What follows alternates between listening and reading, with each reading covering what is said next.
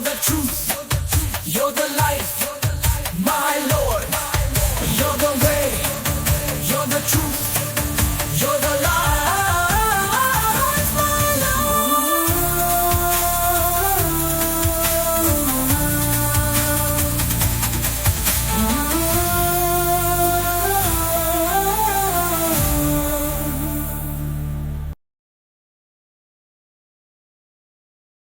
సిలువలో బలి అయిన దేవుని గొర్రె పిల్ల, విలువైన నీదు రుధిరధారలే చిందించితివా నాకై. సిలువలో బలి అయిన దేవుని గొర్రె పిల్ల, విలువైన నీదు రుధిరధారలే చిందించితివా నాకై.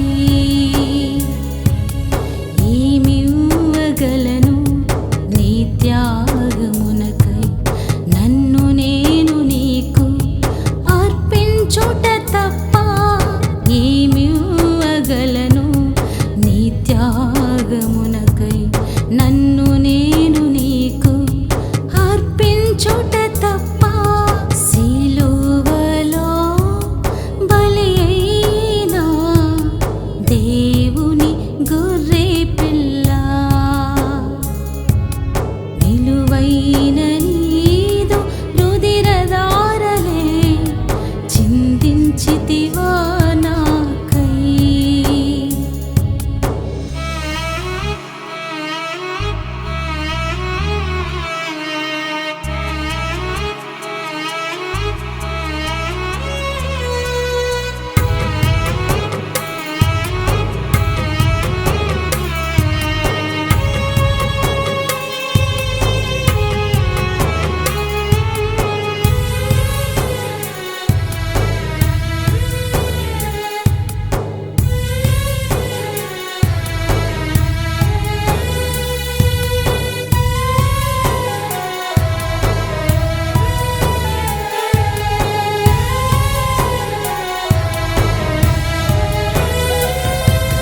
నా రోగములన్నిటిని నమ్రతతో భరించి తృణీకరింపబడి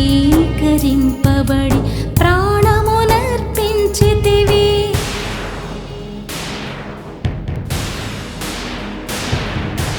నా రోగములన్నిటిని నమ్రతతో భరించి తృణీకరింపబడి ప్రాణమునర్పించితివి. స్వరూపము లేక సొగసును పోగొట్టుకొని, స్వరూపము లేక సొగసును పోగొట్టుకొని, నా దోష శిక్ష నీవు భరించితివి. నా దోష శిక్ష నీవు భరించితివి. ఏమివ్వగలను నీ త్యాగమునకై, నన్ను నేను నీకు అర్పించుట తప్ప ఏమివ్వగలను నీ త్యాగమునకై, నన్ను నేను నీకు అర్పించుట తప్ప. సిలువలో బలి అయిన దేవుని గొర్రె పిల్ల, విలువైన నీదు రుధిరధారలే చిందించితివా నాకై. హల్లెలూయా. సజీవుడైన దేవుని మార్గము అనే యొక్క ఆధ్యాత్మిక కార్యక్రమానికి మిమ్మల్ని ప్రేమపూర్వకంగా ఆహ్వానిస్తున్నామండి. ఈ దినాన్ని దేవుని యొక్క మహాకృపను బట్టి, దేవుడు మనకి ఇచ్చిన యొక్క సమయాన్ని బట్టి దేవుని యొక్క వాక్య భాగంలోనికి మనం వెళదామండి. మొదటిగా ప్రార్థన చేసుకుందాము. మహాపరిశుద్ధుడా, మహాగణుడా, మమ్మల్ని మిక్కిలిగా ప్రేమించిన మా ప్రియ పరలోకపు తండ్రి, నీ నామమునకు వందనములు, స్తుతులు, స్తోత్రాలు చెల్లించుకుంటున్నామయ్యా. గడిచిన తండ్రి నా యేసయ్య ప్రతి ఒక్క నెల మమ్మల్ని కాచి కాపాడి తండ్రి, ఈ మార్చి నెల తండ్రి ఆఖరి వారంలో తండ్రి మేము ప్రవేశించడానికి నీవు మాకు ఇచ్చిన మహాకృపను బట్టి నీకు వందనాలు, స్తుతులు, స్తోత్రాలు చెల్లించుకుంటున్నానయ్యా. ఈ దినమున తండ్రి మాకును తండ్రి నైనా యేసు ఈ వాక్యంని చూస్తున్న బిడ్డలందరికీ కావలసిన ఆత్మీయమైన ఆహారమును అందించమని అడుగుచున్నానయ్యా. ఎవరి హృదయమునికి ఎటువంటి ఆహారము అవసరమో నా దేవా ప్రతి ఒక్కరితో తండ్రి నాయన నువ్వు స్పష్టంగా మాట్లాడమని అడుగుచున్నానయ్యా. నీవు మాట్లాడితేనే మా యొక్క జీవితాలలో వెలుగుతండి. నువ్వు మాట్లాడితేనే మా జీవితాలలో అద్భుతాలు జరుగుతాయి దేవా. నీకు స్తోత్రాలు వందనాలు చెల్లించుకుంటున్నానయ్యా. నిలబడిన నన్ను జ్ఞాపకం చేసుకోండి దేవా.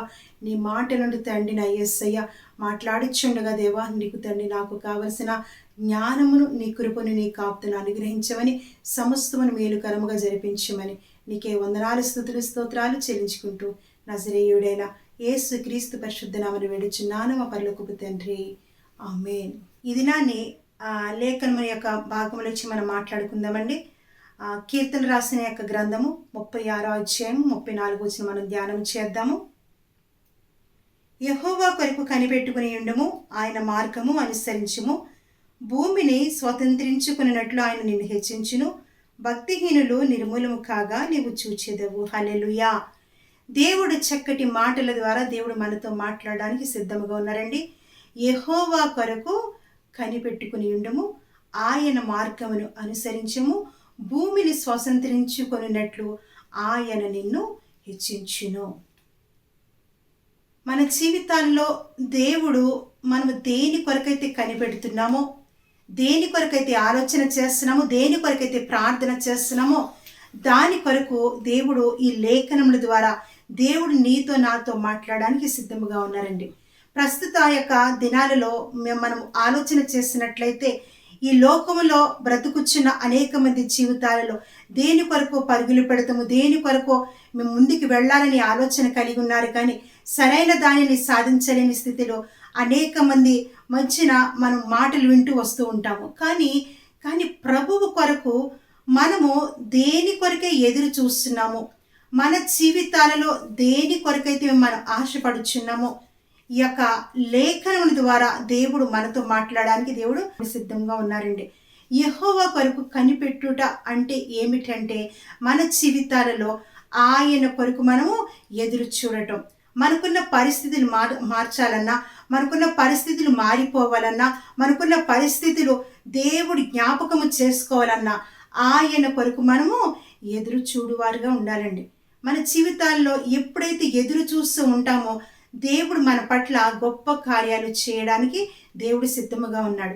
ఈ యొక్క లేఖనముల ద్వారా మన జీవితంలో మనం ఒక 3 లక్షణముల ద్వారా ఏ విధముగా దేవుని యొక్క కృపలో మనం వాడబడతామో, దేవుని చిత్తములో ఏ విధముగా నడిపించబడతామో ఈ లేఖనముల ద్వారా మనమందరము దేవుని మహాకృపను బట్టి 3 లక్షణాలు మన జీవితాలు మనం నేర్చుకున్నట్లయితే దేవుడు మన పట్ల గొప్ప కార్యాలు చేయబోతున్నాడు. మొదటిగా ఏమిటి అంటే మన జీవితాలలో మనము దేవుని ఎదుట కుమ్మరించబడాలి.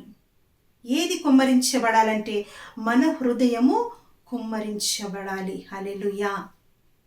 మన జీవితాల్లో కుమ్మరించబడని యొక్క జీవితాలలో అనేక మంది జీవితాల్లో కార్యాలు జరగలేని స్థితిలో ఉంటున్నవి.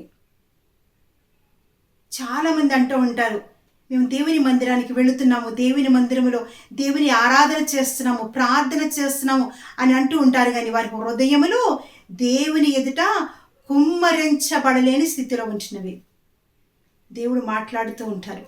మన జీవితాల్లో దేవుడు ఎన్నో గొప్ప కార్యాలు చేయాలి. మనం దేని కొరకైతే కనిపెడుతున్నామో ఆ కనిపెడుతున్న కార్యాలు ప్రభువు చేయాలని ఆలోచన చేసినప్పుడు మనం ఏం చేస్తామంటే ఈ యొక్క లోకం వైపు, లోకంలో ఉన్న ఆశల వైపు, లోకంలో ఉన్న యొక్క పరిస్థితుల వైపు చూస్తూ ఉంటాము. కానీ దేవుని కొరకు మనము ఎదురు చూసే వారంగా ఉండలేమండి. ఎందుకంటే మన హృదయాన్ని దేవునికి ఇవ్వలేకపోతున్నాం. మన హృదయాన్ని ఎప్పుడైతే దేవుని దగ్గర కుమ్మరించబడుతుందో అప్పుడు నీ హృదయము ఎప్పుడైతే తేలికైపోతుందో అప్పుడు దేవుడు మన జీవితాల్లో కార్యాలు చేస్తారండి. అందుకనే అన్నగారి గురించి మొదటి సమూయేలు గ్రంథంలో మనం ఆలోచన చేసినట్లయితే ప్రతి ఒక్కరికి ప్రపంచవ్యాప్తంగా దేవుని ఎరిగిన ప్రతి ఒక్కరికి అన్నగారి గురించి మనకు తెలుసండి. అన్నగారు గుడ్రాలు, ఆమెకి బిడ్డలు లేరు. కానీ ఒక దినాన్ని దేవుని మందిరములో కొనుకొచ్చి ఆమె దేవుని దగ్గర ప్రార్థన చేస్తూ ఉంది. ప్రార్థన చేయడమే కాదు, కన్నీళ్లు విడుస్తుంది.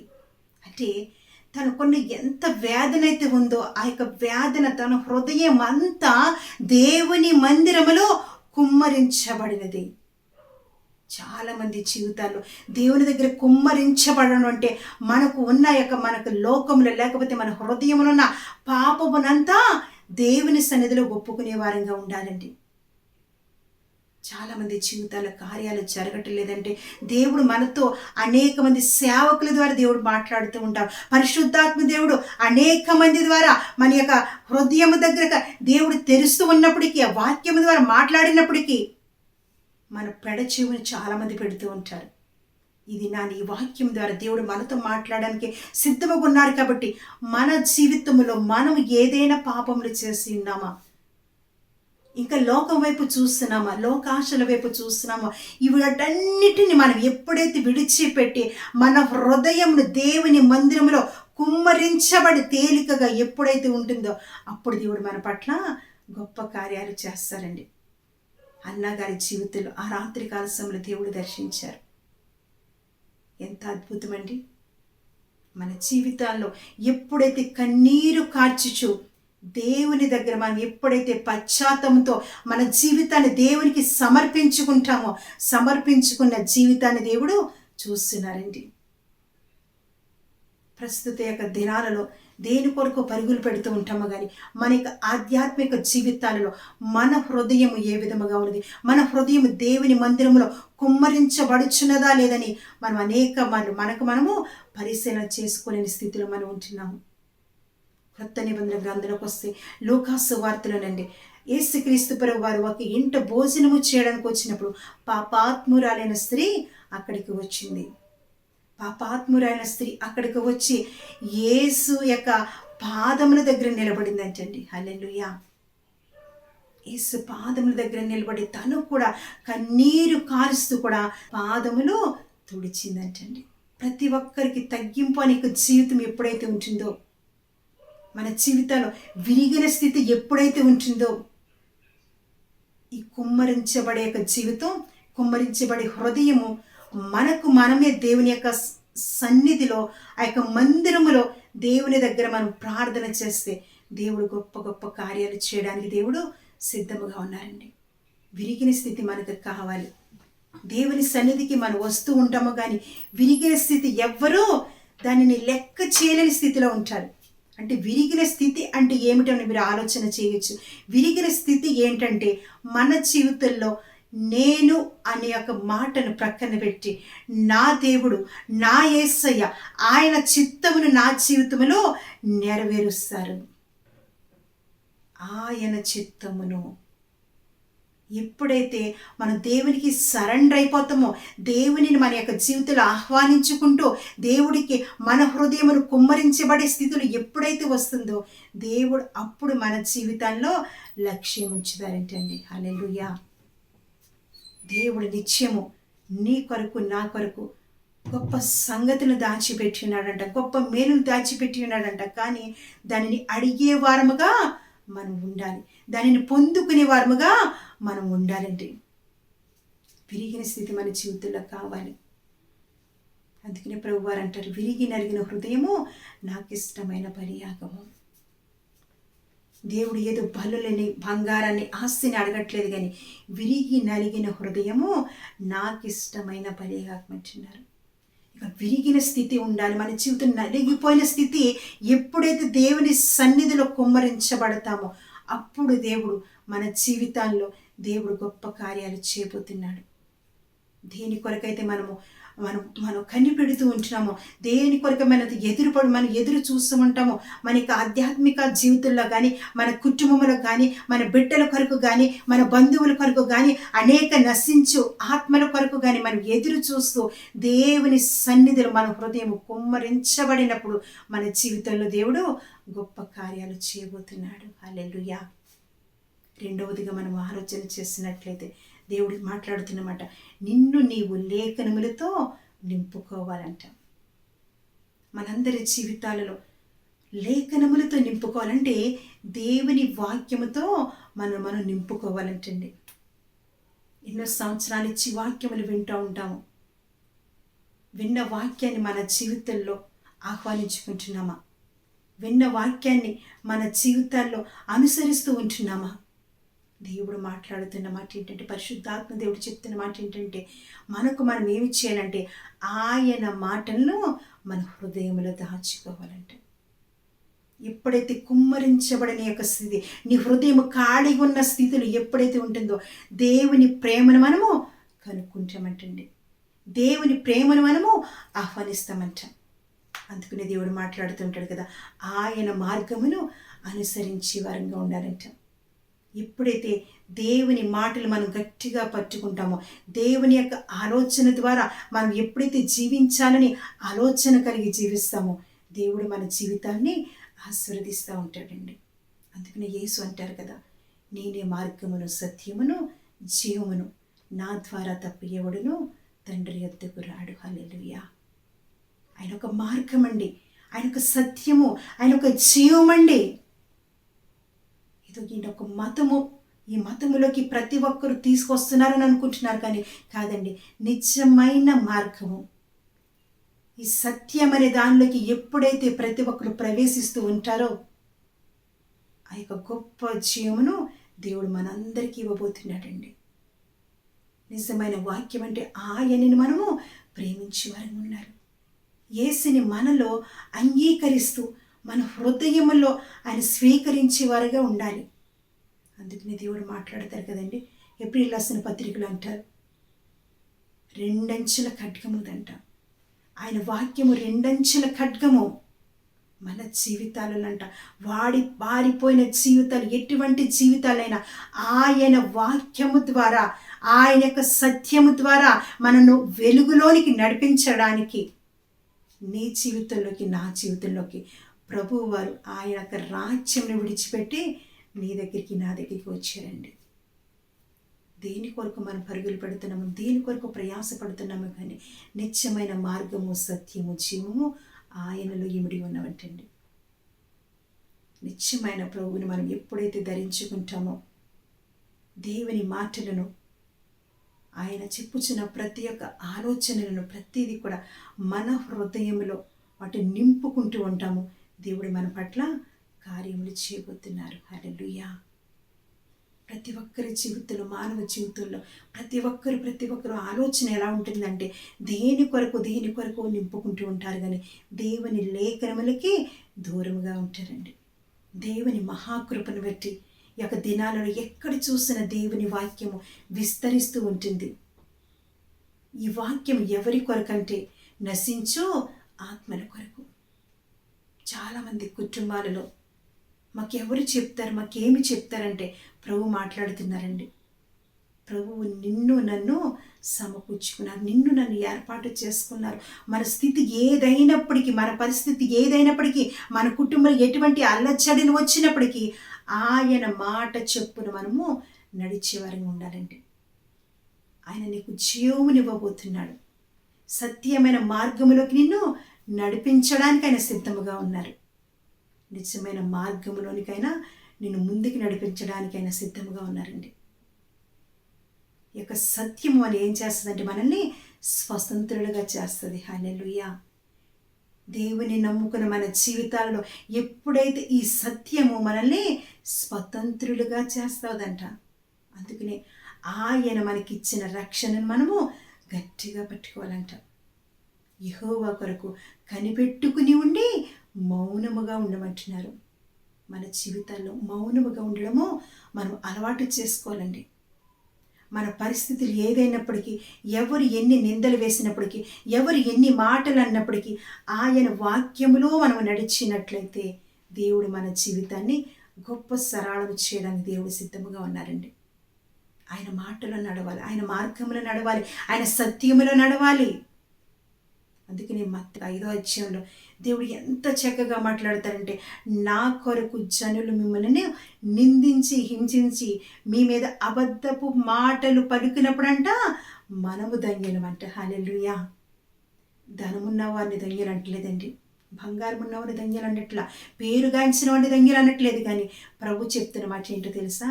దేవుని కొరకు ఎప్పుడైతే మనము హింసలు పడతామో, నిందలు పడతామో, అప్పుడు మనము ధన్యులమంట.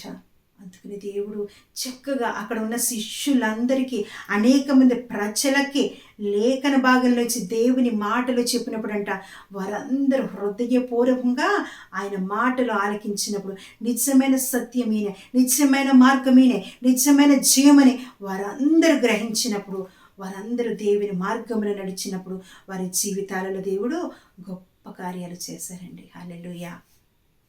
మన జీవితాల్లో కూడా ప్రభు అనుకుంటూ ఉంటారు, ఈ బిడ్డ జీవితంలో గొప్ప కార్యాలు చేయాలి, ఈ కుటుంబంలో గొప్ప కార్యాలు చేయాలని ప్రభువు ఆలోచన కలిగి ఉంటారు. మన జీవితాల్లో మనం ఏం చేస్తూ ఉంటామంటే దేని కొరకు మనం ఆలోచన చేస్తూ ఉంటాం, కానీ నిత్యమైన సత్యమైన ఆ వాక్కులను మన హృదయంలో భద్రము చేసుకోలేని స్థితిలో ఉంటామండి. నిత్యమైన వాక్యము, నిత్యమైన సత్యము ఆయనేనండి. ప్రభు చెప్తూ ఉంటారు కదా, ద్రాక్షవలి నేను, తీగలు మీరు. ఆయనతో మనం ఎప్పుడైతే అంట కట్టబడి ఉంటామో మన జీవితంలోనంట దేవుడు ప్రతిరోజు ఒక వృక్షముగా లేకపోతే ఒక ఫలములుగా దేవుడు మనం అందరూ ఫలించాలని దేవుడు ఎదురు చూస్తూ ఉంటారు. ఎంత గొప్ప ధన్యత అండి ఇది. మన కొరకు ఎవరు ఆలోచన చేస్తారు ఈ లోకంలో మనకు తెలియదు, కానీ ప్రభువు నజరేయుడైన యేసుక్రీస్తు ప్రభు వారు నీ కొరకు నా కొరకు ఆలోచన చేసి మనము ఫలించాలనుకుంటున్నారు, మనం అభివృద్ధిలోనికి రావాలని కోరుకుంటున్నారు. మన పరిస్థితి ఇంకా ఏ విధముగా ఉన్నది? ఆయన వాక్యంతో మనం నింపబడుతున్నామా? ఆయన సత్యంలో మనం నడుస్తున్నామా? ఆయన మార్గంలో మనం నడుస్తున్నామా?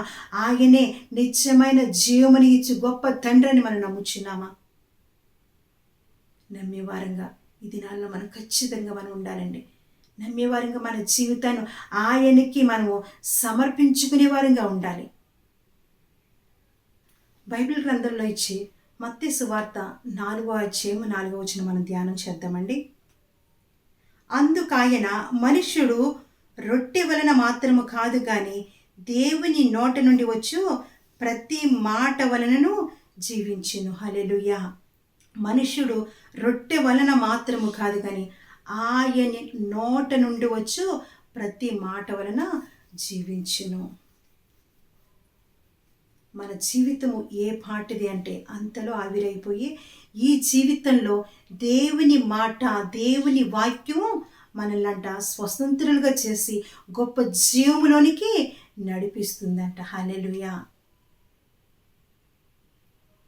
దేవుడు ఎంత ఆశ్చర్యకరుడు, ఎంత ఆలోచనకర్త అంటే నీకు ఏ సమయంలో ఏది కావాలో ఆయన చిత్తంలో దేవుడు నెరవేరుస్తాడండి. ప్రభువారు ఎన్నో మార్లు అనేక మందికి శిష్యులకి అక్కడున్న ప్రజలకి దేవుని వాక్యం ప్రకటించినప్పుడంట ఆయన మార్గంలో నడవాలని ఎంతోమంది వెనకాల ప్రయాణం చేస్తూ వచ్చారు. కానీ ఆ మార్గంలో ఎన్నో శ్రమలు, ఇబ్బందులు, నిందలు వచ్చినప్పుడు వారు అందరూ ఏం చేశారంటే తొలగిపోయారు. కానీ దేవుడు చెప్తున్న మాట ఏంటంటే దేని వలన మనము జీవించము కానీ ఆయన మాట వలన మన జీవితంలోనంట జీవమును దేవుడు ఇస్తారంట. ఈ జీవము మనకు కావాలంటే దేవుడు చెప్తున్న ప్రతి లేఖనము, దేవుడు చెప్తున్న ప్రతి మాట, ప్రతి వాక్కును మనం మన జీవితంలో అన్వయించుకోవాలి. ప్రస్తుత యొక్క దినాల్లో మనం ఆలోచన చేసినట్లయితే మనం ప్రతి ఒక్కరూ దేని కొరకు మనం ఆలోచన చేస్తున్నామంటే దేని కొరకు మనం నింపుకోవాలనుకుంటున్నాం. కానీ మన హృదయంలో ఆయన వాక్కును మనం స్పష్టముగా నింపుకున్నట్లయితే దేవుడు మన పట్ల కార్యాలు చేస్తారండి. మూడవది కూడా దేవుడు ఏం మాట్లాడుతున్నారంటే మనం నమ్మకముగా ఆయన సేవ చేయాలంట. నమ్మకముగా ఆయన సేవ చేయవారంగా ఉండాలి. మనం నమ్మకత్వం అని మన జీవితాల్లో కావాలండి. దేవుడు మాట్లాడతారు కొంచెంలో నమ్మకముగా ఉన్న జీవితాలంటే దేవుడు గొప్ప ఫలాన్ని ఇవ్వబోతున్నాడంట. కొంచెములో నమ్మకముగా మన జీవితాన్ని దేవునికి మనం ఎప్పుడైతే ఇవ్వగలుగుతామో దేవుడు ఒక మహావృక్షముగా మన జీవితాన్ని ఆశీర్వదించబోతున్నాడండి. నమ్మకము దేవుని యొక్క జీవితంలో ఎప్పుడైతే కుమ్మరించబడిన స్థితి మనకు ఉంటుందో, ఆయన యొక్క వాక్యమును మన హృదయంలో భద్రము చేసుకుంటామో, అప్పుడు మన జీవితము చుట్టూ ఆయన కంచె, ఆయన కృప కాపుదల వేసి మనం ఎప్పుడైతే ఆయనకి ఇష్టమైన బిడ్డలుగా నమ్మకముగా మన నమ్మకత్వమును దేవుని మందిరములు కనపరుచుకుంటూ ఉంటామో, అప్పుడు దేవుడు మన పట్ల కార్యాలు చేస్తారండి. బైబిల్ గ్రంథం మనం ధ్యానం చేసినట్లయితే లూకాసు సువార్త 1వ అధ్యాయము జకర్యా అనే ఒక గొప్ప యాజకుడు అక్కడ మందిరంలో కనబడుట మనం చూస్తాం. జకర్యా గారు తన యొక్క భార్యకు బిడ్డలు లేరు, అయినప్పటికీ తన యొక్క యాజక ధర్మమునంట ప్రతిరోజు నిత్యము ఎంత యథార్థముగా భార్యాభర్తలు చేస్తారంటే, ఎలిజబెత్ గురించి, జకర్యా గారి గురించి మనం ఇద్దరం ఆలోచన చేసినట్లయితే ఆ కుటుంబము కట్టబడిన కుటుంబం. వృద్ధాప్యములో దేవుడు వారిని దర్శించారండి. అంటే నువ్వున్న స్థలమే కావచ్చు, నువ్వున్న మందిరమే కావచ్చు, నువ్వున్న కుటుంబమే కావచ్చు, నువ్వున్న పరిస్థితులే కావచ్చు, నువ్వున్న ఉద్యోగమే కావచ్చు, కానీ ఎక్కడైనప్పటికీ దేవుని సహవాసములో ఉన్న మన జీవితంలో నమ్మకముగా ఎప్పుడైతే ఉంటామో దేవుడు గొప్ప ఫలాన్ని ఇవ్వబోతున్నాడు. ఆయన ఫలాన్ని ఇచ్చే గొప్ప యేసయ్యండి. మనకి మనుషులు చూడరు కానీ ప్రభు చూస్తున్నారండి. ఆకాశముందున్న ఆసీనుడు నిన్ను నన్ను చూస్తున్నాడు, మన పరిస్థితిని చూస్తున్నాడు, మన ఇబ్బందిని చూస్తున్నాడు, మన రోగంని చూస్తున్నాడు, మనకున్న ప్రతి ఒక్క ఏదైతే మనం ఆలోచన కలిగిన ప్రతిదీ ఆయన చూచుచున్న దేవుడండి. హల్లెలూయా. అందుకనే దేవుడు మాట్లాడుతూ ఉంటారు కదా, ఆయన కొరకు కనిపెట్టుకునే వారంగా ఉండాలంట, ఆయన మార్గమును అనుసరించాలంట. కనిపెట్టడము కాదు, కానీ మనము ఆయన మాటను లేకపోతే ఆయన మార్గమును మనం అనుసరించే వారికి ఉంటే దేవుడు మాట్లాడతాడు, భూమిని స్వతంత్రించుకున్నట్లు ఆయన నిన్ను హెచ్చించును. మన ప్రతికూల పరిస్థితి ఏదైనప్పటికీ, ఎవరు ఎన్ని మాటలు అన్నప్పటికీ, మనం ఎప్పుడైతే దేవుని విషయంలో నమ్మకముగా ఉంటామో అప్పుడు దేవుడు మనకి గొప్ప విజయాన్ని ఇవ్వబోతున్నాడు. హల్లెలూయా. మాకెవరు లేరని మీరు అనుకుంటున్నారేమో, ప్రభు మిమ్మల్ని చూస్తున్నాడండి. ప్రభు మీ పరిస్థితిని చూస్తున్నాడు, మీ పరిస్థితిని మార్చడానికైనా సిద్ధముగా ఉన్నారండి. సిద్ధముగా ఉన్న ప్రభువుని మనం చూస్తున్నామా, లేక ఇంకా లోకం వైపు, లోక ఆశల వైపు, లోక పరిస్థితుల వైపు, ఎవరి వైపు మనం చూస్తున్నామేమో. కానీ దేవుడు మాట్లాడుతున్న మాట ఏంటో తెలుసా, నువ్వు దేవుని మందిరములో నమ్మకముగా, దేవుడు నీకు ఏ పనిస్తే ఆ పనిలో నమ్మకముగా నువ్వు చేసినట్లయితే నువ్వు అనుకున్న దానికంటే రెట్టింపు అద్భుతాలు దేవుడు నీకు చేయబోతున్నాడు. హల్లెలూయా. మనం ఎటువంటి స్థితిలో ఉన్నా, ఎటువంటి పరిస్థితిలో ఉన్నా, ఇంకా పాపపు ఊబిలో ఉన్నప్పటికీ ఈ దినాన్నే దేవుని మందిరానికి వచ్చిన మనము, లేకపోతే ఈ వాక్యమును చూస్తున్న మన జీవితాలలో దేవుడు గొప్ప కార్యం చేయడానికి ఆయన సిద్ధంగా ఉన్నారు. కాబట్టి మనకున్న పరిస్థితి ఏదైనప్పటికీ దేవుని దగ్గర మనము క్షమాపణ అడిగి, దేవుని దగ్గర మౌనముగా మనము ప్రార్థన చేసినట్లయితే దేవుడు మన యొక్క జీవితాన్ని కూడా కనికరించడానికైనా సిద్ధంగా ఉన్నారండి. ఇప్పటి వరకు మన జీవితంలో ఏ విధముగా జీవించామో అది నీకు మాత్రమే తెలుసు, పరిశుద్ధాత్మ దేవుడికి తెలుసు. ఇప్పుడైనా దేవుని యొక్క స్థితి నీ జీవితంలో మారాలంటే దేవుని దగ్గర మన పాపాన్ని ఒప్పుకునే వారంగా ఉండాలి. ఇవన్నీ మనం ఎప్పుడైతే పొందుకుంటామో దేవుడు మన పట్ల గొప్ప కార్యాలు చేయడానికి దేవుడు సిద్ధముగా ఉన్నారు. ఈ దినాలలో మనం దేవుని కొరకు మనం పరుగులు పెట్టేవారు ఉండాలి, దేవుని పరిచర్య నమ్మకంగా చేసేవారు ఉండాలి. ఉన్న పరిస్థితులు మనం చూడకుండా రాబో దినాల్లో దేవుని కొరకు ఇంకా బలమైన పరిచర్య, యథార్థమైన పరిచర్య, నమ్మకమైన పరిచర్య మనం చేయువారుగా ఉండాలండి. అప్పుడు దేవుడు మన యొక్క జీవితాలను దృష్టించి చూచుచున్న దేవుడండి. కాబట్టి ఈ దినాల్లో మనం దేని కొరకైతే ఆలోచిస్తున్నామో తెలియదు, కానీ మొదటిగా ఆయన కొరకు మనము కనిపెడుతూ మన జీవితాలలో గొప్ప మేలు మనం పొందుకుందాం. కాబట్టి ఈ యొక్క వాక్యము ద్వారా దేవుడు మనకి ఎటువంటి పరిస్థితి ఉన్నప్పటికీ ఆయనలో నమ్మకముగా, యథార్థముగా ఆయన పరిచర్య చేస్తూ దేవుని మాటలు మన హృదయములు అంగీకరిస్తూ మనకున్న పాపాన్ని, మనకున్న ప్రతి పరిస్థితులు దేవుని మందిరములో కుమ్మరిస్తూ ఆయన వైపు చూసినట్లయితే దేవుడు నీ జీవితాన్ని, నా జీవితాన్ని, ఈ యొక్క వాక్యము వింటున్న ప్రతి ఒక్కరి జీవితాన్ని హెచ్చించే స్థితిలో దేవుడు ఉంచబోతున్నాడు. హల్లెలూయా.